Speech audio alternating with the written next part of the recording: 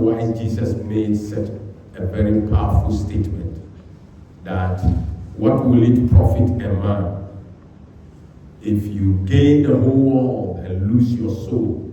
That means the soul is the most important thing that human beings have to work on. And if Jesus said, what will it profit you if you gain the whole world and lose your soul? It means simply that if you want to gain your soul, you must be ready to lose the world.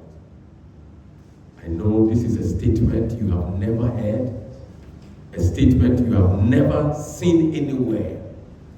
But this is what is to let you know that there is more for you to get from this platform. I want to welcome you again from all over the world, wherever you are, listening to me on the internet. I want to thank you for making this wonderful time. And this is the school of the knowledge of God. This is where we are raising people with different school knowledge about God. What you are familiar with is religious knowledge.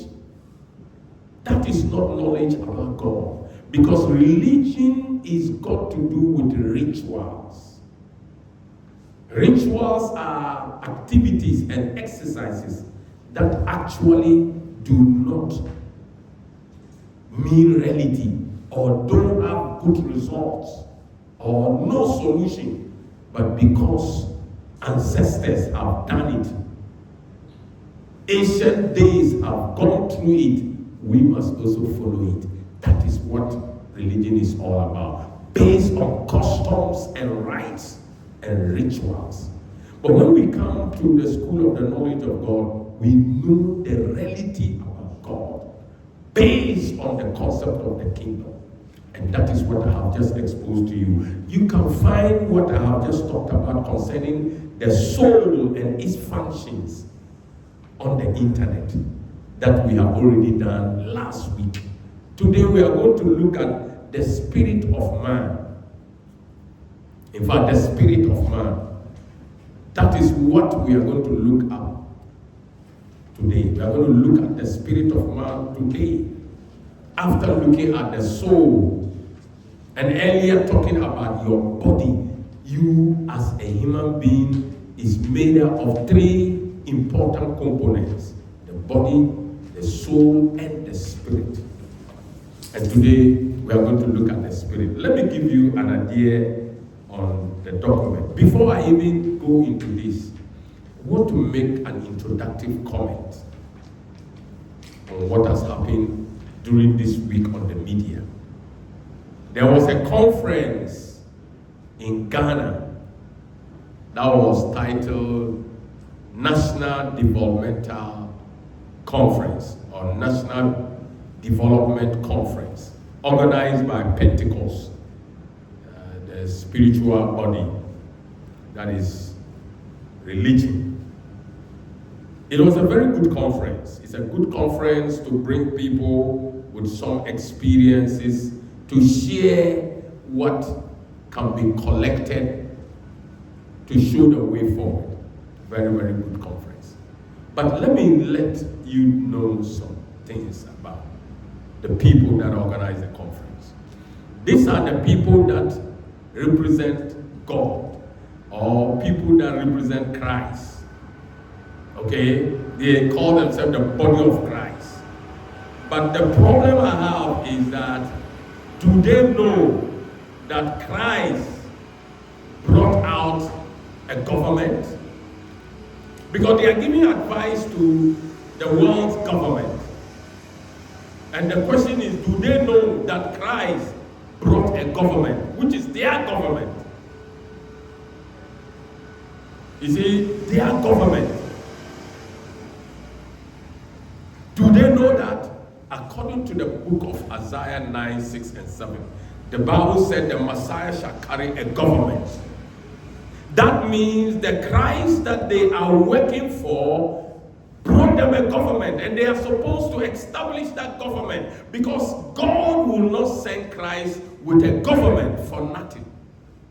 And here we have left our Christ government and we are advising the world's government how they should run. How? If God knows the world government will do well, God will not let Christ bring a government. That is the issue. That is the issue. So we have our own government. Why are we not putting it in place, exercising it, running it? And we want to advise our opponent's government, because the world is the system of the opponent. Well, this is an advice to our brothers and sisters in the Pentecostal system church called the Pentecost Assembly. Today we are looking at the spirit of man. This is the spirit that was breathed into man as the spirit of life, Genesis 2:7. This is the DNA of man from God, exactly. Your existence as human being is dependent on the spirit. Even though the spirit is the most powerful, it submits to the soul.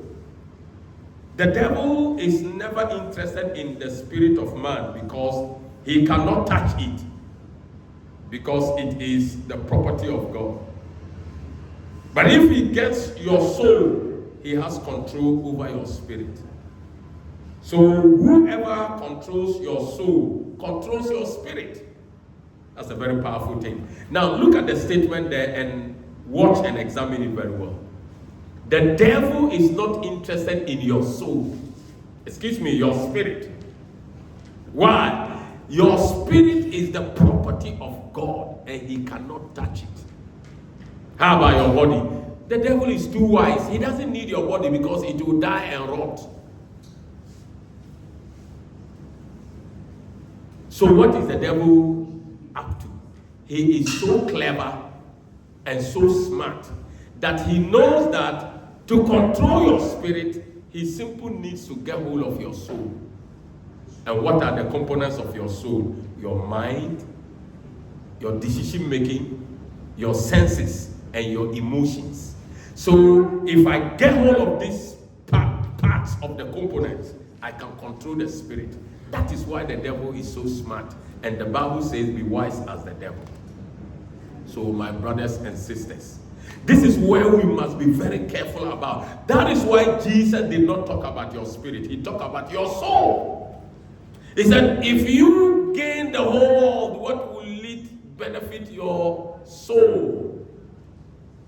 You see, to gain the whole world means the devil will attract your components of your soul, your mind, your senses, your emotion. Your senses are made up of your eyes, your nose, your ears, your mouth, your smell, your nose. You see, these are the things the devil will use to get hold of your soul. And when he gets hold of your soul, he will automatically control your spirit, because the spirit is subjected to the soul. That is what we just read. Without the body, the spirit of man becomes illegal on earth. Yes.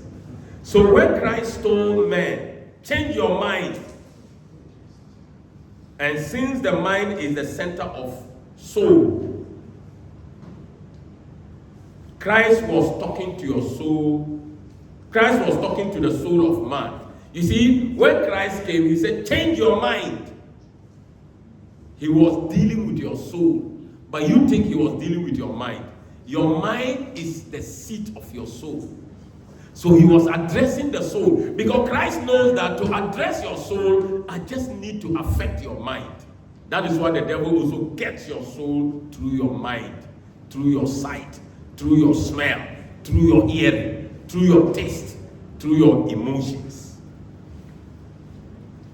So this is very, very deep. Take your time and follow these teachings very well. Scripture says, he who wins a soul is wise. Proverbs 11:30, Matthew 6:26. That means if you are not wise, you cannot win a soul. Yes. You see how the soul is complex. You need knowledge to be able to win a soul.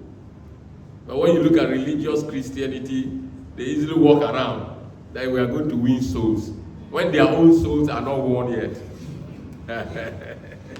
It's very interesting. When I used to be one of them, I thought my soul has been won. Little did I know that to win the soul of a person, you need to be wise, like the prodigal son who came to himself. It is only when a man comes to himself, then his soul can be won. Why? To come to yourself is an activity or a faculty of your mind. That is to realize. That is to change. That's what Jesus addressed your mind. When he addressed the public the first time, he was on planet Earth. Matthew 4:17. And this he did over 2,000 years ago. Now let's look at the last part of the document.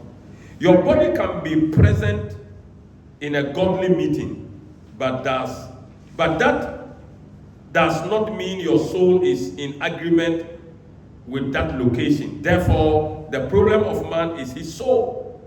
That is the complexity of the soul. That is, you can be in a meeting, yes, but your mind is somewhere. That means your body is present, and possibly your spirit can be present, but the soul is somewhere. Means the presence of the body, the presence of the spirit means nothing. Why? The soul is the center of administration. The soul is the management tool of the entire human body. So let us be very careful about our soul, because it's very, very important. Imagination or prayer.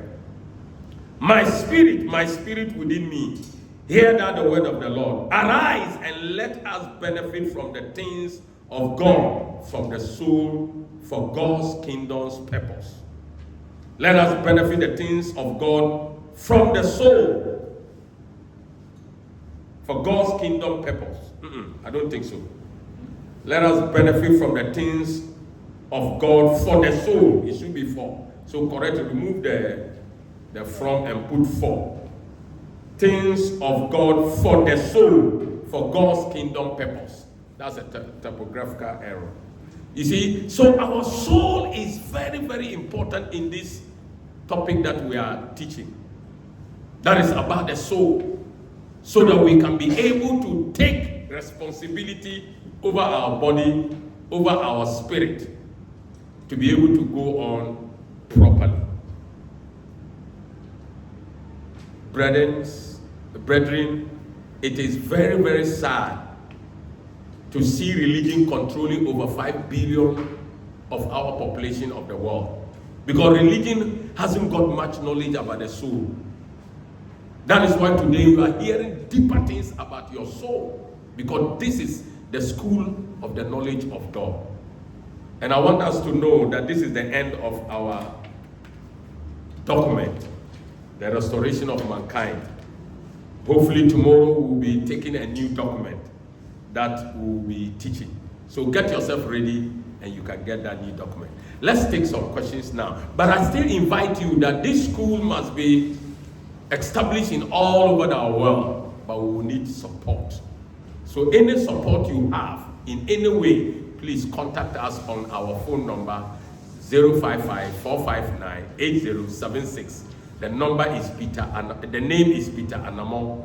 Please be careful with the name and the number so that you don't send any support to the wrong place. Call and also ask for prayer to be prayed for you. God bless you. We want to call those